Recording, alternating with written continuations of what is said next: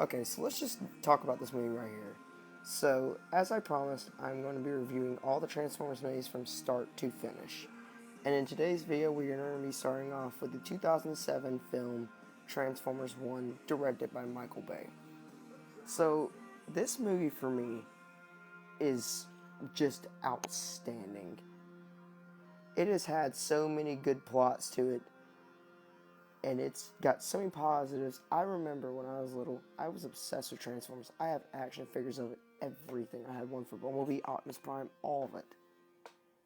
And I never went to go see Transformers 1 when I was little because I was too young and I don't really remember much. I may have or may have not. I was about 2 years old when I went to go see the movie when it would have been in theaters. But I remember from whenever I saw it on my own TV, I felt it felt amazing just to see my favorite characters on big TV. Which back when I was little, I didn't really understand much. I just remember that I love Bumblebee and Optimus Prime. But now that I've looked back on it when I'm older, and I've rewatched it a couple times just to get my head in the game from what I missed, let's just go ahead and tell you about the positives and the negatives. We're just going to go ahead and start off with the positives because I'm going to start to tell you there's a lot of positives to this movie. There's also a good bit of negatives, but there's more positives. So, number one positive, this advanced the entire story of Transformers from start, especially Bumblebee's story. Bumblebee ended up becoming this major character, especially in Transformers Revenge of the Fallen, but that's going to be saved for another video. I'll probably be putting that video out tomorrow. But as I was saying, Bumblebee's story is put so well from when he was on the lot at that car dealer when Sam Witwicky wanted to go pick up his own car, and his father said, "No, you're not getting a Porsche." And he went to go pick up the Camaro. And it basically it took Bumblebee from being that one Camaro, that old Camaro. Well, at first he wasn't a Camaro. He was actually a punch buggy slash Jeep Wrangler slash. That's for Bumblebee, the Bumblebee review, but that's for later. I'm not really going to get into that. That will probably be in like a week. But as I was saying, so Bumblebee, from when he's on the lot, you can tell the whole story is just going to keep going. And his entire story advances from start.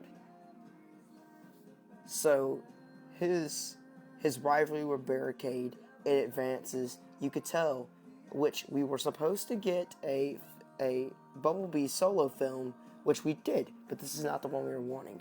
The one that we were hoping for was the one where he was going to have more rivalry with Barricade, but we never got that. But that's okay.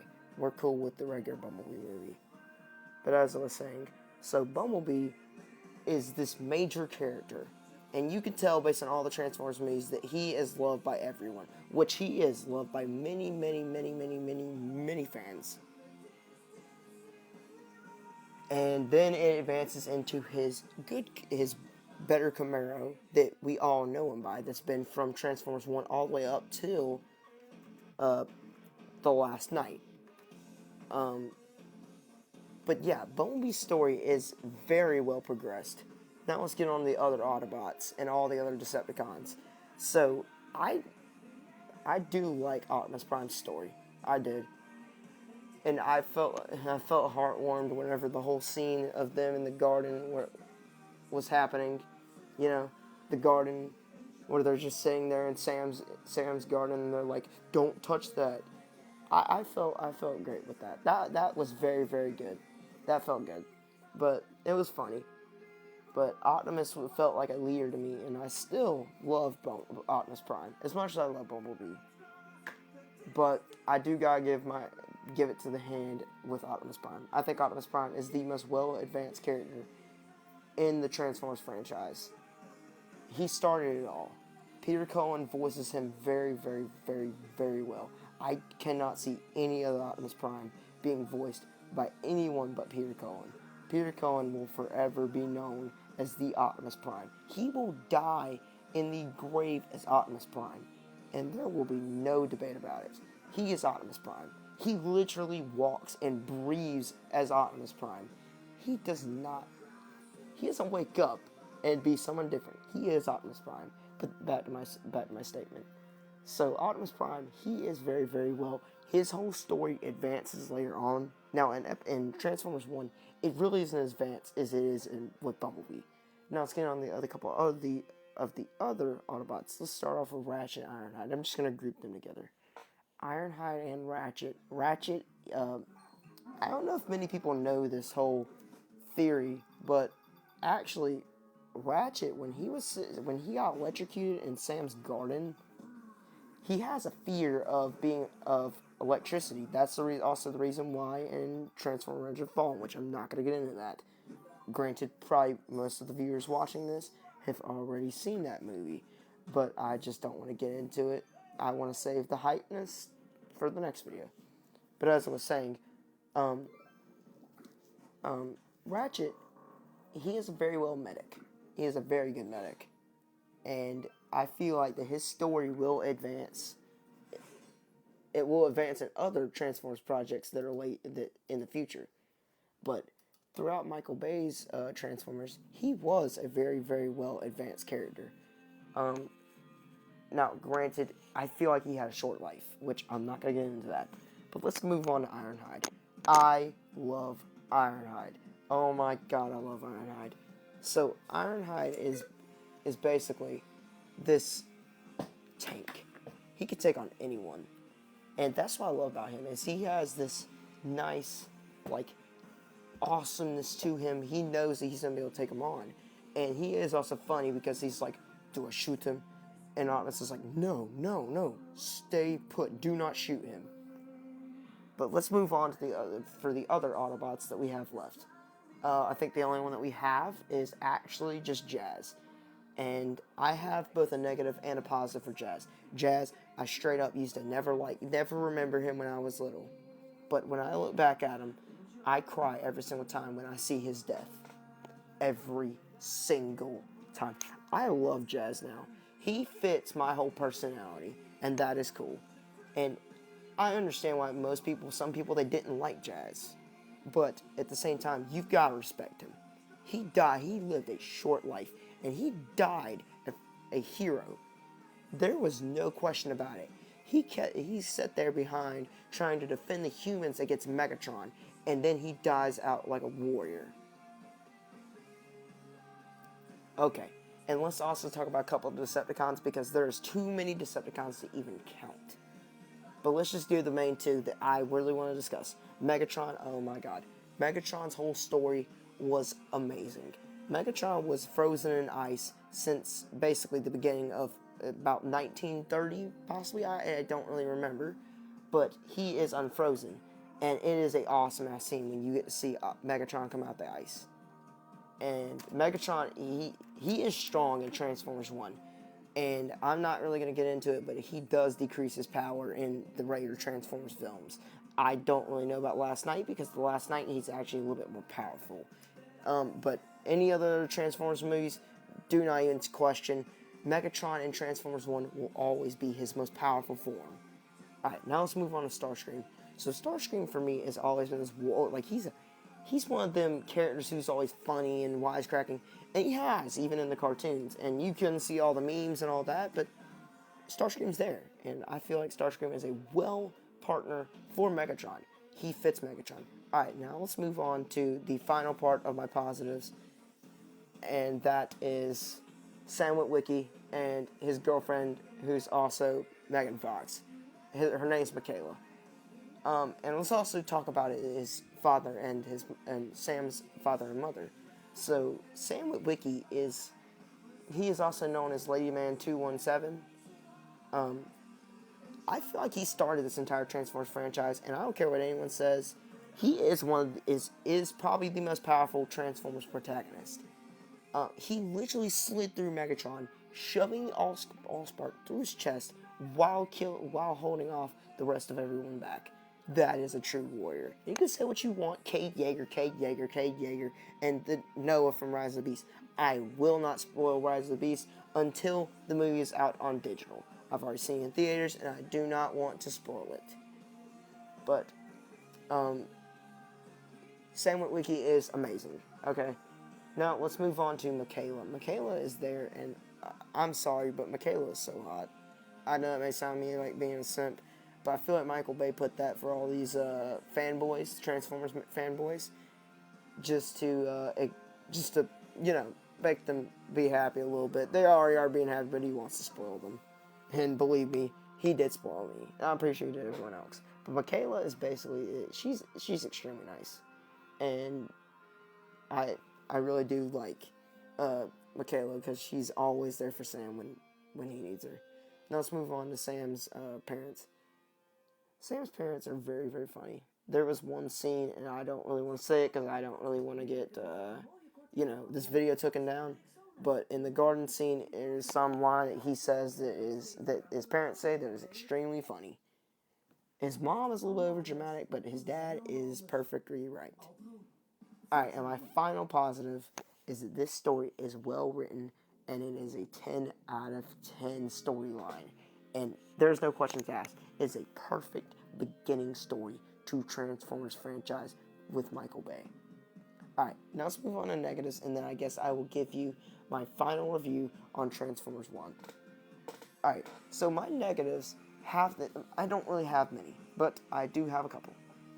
The whole fight against, I feel like the whole war aspect of you contributing Call of Duty, I understand a lot of people love that. I did not really like that much.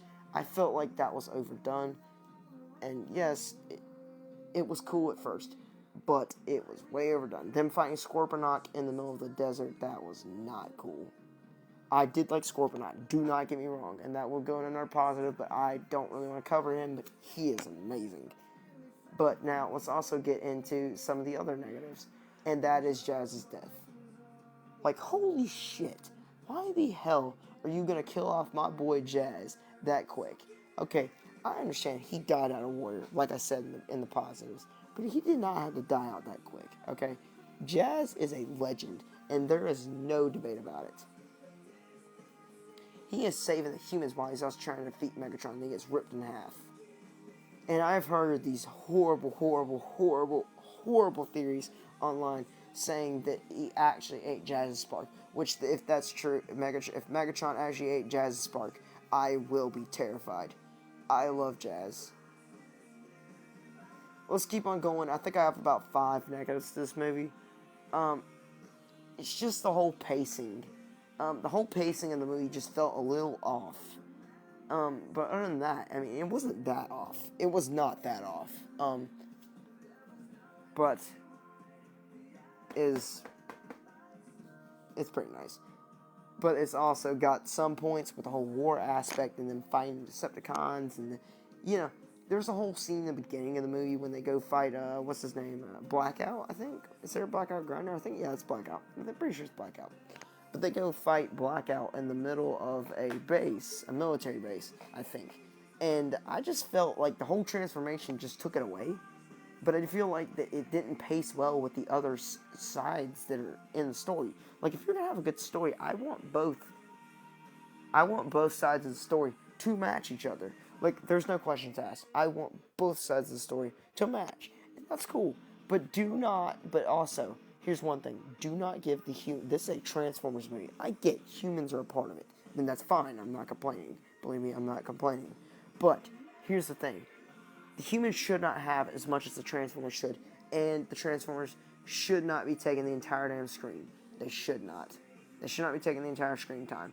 But other than that, that's fine. My other couple negatives are, well, let's see. So, a couple of Decepticons are, let's just get into this one. Of how big of a menace Optimus Prime is. Like, that's not a negative, but I just want to discuss that, because it is kind of a negative. Kind of. It's a mixed. But I'm just going to throw in a negative for right now, because I've already said my positives. Optimus Prime kills people in the most gruesome way possible. Like, holy shit, dude. You're literally blowing their skull out and ripping them. Like, aren't you a war criminal at this point, my guy? I mean, like, I feel like that was a little bit too gruesome for people. And believe me, I didn't care when I was younger. I felt like that was amazing. But for some people, that may be a little bit gruesome, but that's nothing wrong. Alright, now let's move into the next. My final negative. It's just how short the movie was. I felt like the story was done too quick. And the pacing matches the story. Like, I didn't even know the whole, when they picked up Jazz and all that. Like, it was so quick. It was so quick. It was so quick. And I just wish they would have added at least another 30 minutes of, I wish they would have added another, at least 30 minutes of runtime. Which there is nothing wrong with having a short movie. But, when it has a story like that, I want more. I do. But other than that, this movie is amazing. I do gotta say, my favorite Autobots in this movie are definitely Jazz, Optimus, and Bumblebee. My favorite Decepticons are Barricade and Megatron. Megatron is the strongest form in Transformers 1, which is why I love him in this movie. So, if you haven't seen this movie, I'd say go watch it. I really would. I do suggest it. I really do. But I'm just going to give you a little chart on what I think is good about it. So, the whole storyline, I want to give it a 10 out of 10. I'm going to give it a 10 out of 10. There's no questions asked. The whole pacing, I'm going to give it about about 6 out of 10, maybe 7 out of 10. Let's go with 6.5 out of 10. That is pretty reasonable. As well as the action. The action is a 10 out of 10. And the characters, they're a 10 out of 10. As well as the vehicle modes. I won't be reviewing these parts in other movies other than Transformers. But the vehicle modes and the robot modes are a 10 out of 10. Which I guess that would contribute to characters, but okay. And I also think the Allspark is so cool. So, the whole plot also, which is a 10 out of 10. So, I do gotta say, this movie is a 9 out of 10. That is my final rating, a 9 out of 10. Maybe an 8 out of 10, but we're gonna go with a 9 out of 10. Possibly 8.5. Let's go with 8.5. No, 9. Yeah, let's fit with 9. So, it is a definite pick. I would say go watch it right now if you haven't seen it. But that should do it for this video. I appreciate you guys for listening through my review for Transformers 1, the 2007 film, directed by Michael Bay.